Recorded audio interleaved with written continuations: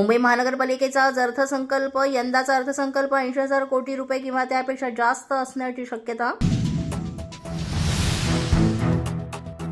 महाराष्ट्रातील तब्बल 255 मराठी शाळा बंद. विधान परिषदेत राज्य सरकारची लेखी उत्तरात कबुली. पालकांचा इंग्रजी शाळांकडे कल असल्यानं मराठी शाळा बंद होत असल्याचं सरकारचं उत्तर.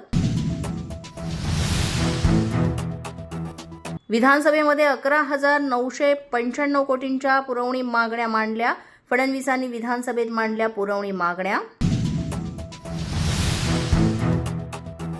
समृद्धी महामार्गावर 22 ठिकाणी फूड कोर्ट. सरकारकडून विधान परिषदेत माहिती. यावेळेस रस्त्यांची दुरावस्था, टोलचा मुद्दा उपस्थित.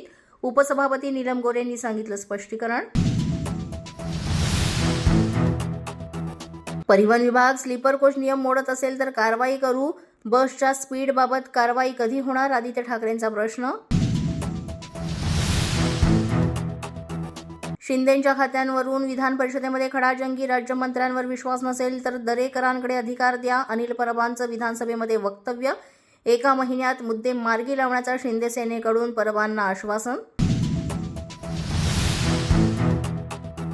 सभापतींचे नियम समितीच्या अधिकारांवर परिषदेत खडाजंगी. परस्पर काही नियम तयार केले जातात. अनिल परब यांचं विधान परिषदेत आक्षेप.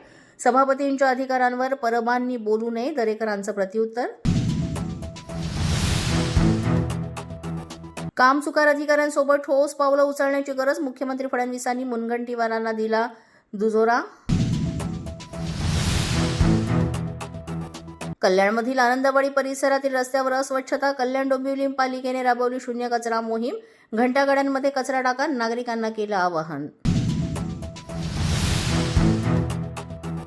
बुलढाण्याच्या चिखला गावामध्ये शिवरायांचा पुतळा बसवण्यावरून वाद. 2 गटात हाणामारी. पहिला सीसीटीव्ही समोर.